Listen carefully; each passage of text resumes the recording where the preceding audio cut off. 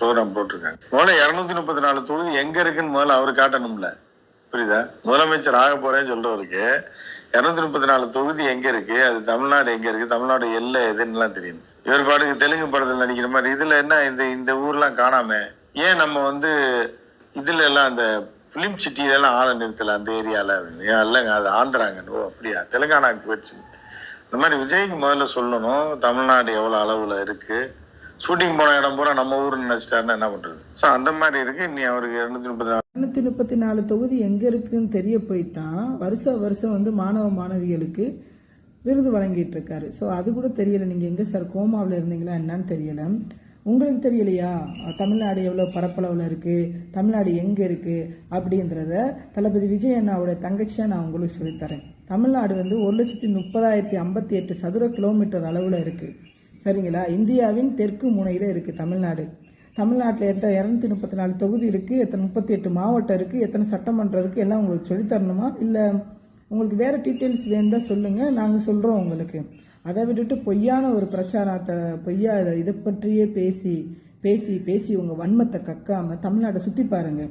தமிழ்நாட்டை நாங்கள் சுற்றி பார்க்க போய்தான் இத்தனை 200 கோடி 300 கோடி விட்டுட்டு ஏன் வரோன்னு சொன்னால், தமிழ்நாடை சுற்றி பார்த்துட்டு அதர் கண்ட்ரியெல்லாம் சுற்றி பார்த்துட்டு நம்ம ஸ்டேட்டு இப்படி இருக்கே, வறட்சியில் இருக்கே, மரங்கள்லாம் விவேக் சார் நட்டது ஒவ்வொரு மரக்கன்றுகளாகவும், அதுக்கப்புறம் யார் மரக்கன்று நடுறாங்கன்னு தெரியலை. எவ்வளோ வறட்சியில் இருக்குது, வேலை வாய்ப்பு இல்லை, பெண்களுடைய முன்னேற்றத்துக்கு என்ன பண்ணீங்கன்னு தெரியலை, பெண்களுக்கு பாதுகாப்பு இல்லை, ஜாதி வெறி, ஒரு குறிப்பிட்ட மக்கள் இப்படி போயிட்டு இருக்கு. இதெல்லாம் பார்த்துட்டு நான் இறங்கி வரேன்னு சொல்லி தலைவர் வர்றார், விஜய் அண்ணா வர்றாங்க. முடிஞ்சால் சப்போர்ட் பண்ணுங்க, முடியாட்டி இப்படி உங்கள் வன்மத்தை கக்காதீங்க. இது தமிழ்நாட்டுக்கு செய்யக்கூடிய மிகப்பெரிய துரோகம். நாங்கள் ஊழல் பண்ண பணத்தை வச்சு இதை சம்பாரித்து அந்த பணத்தில் மக்களுக்கு சேவை செய்யலை. ஒவ்வொருத்தவங்களுடைய உழைப்பு நம்ம தமிழ்நாடு செழிப்பாக இருக்கணுங்கிறக்காண்டி இந்த தமிழ்நாடே பெருமைப்படுது தளபதி விஜயண்ணா வரனால.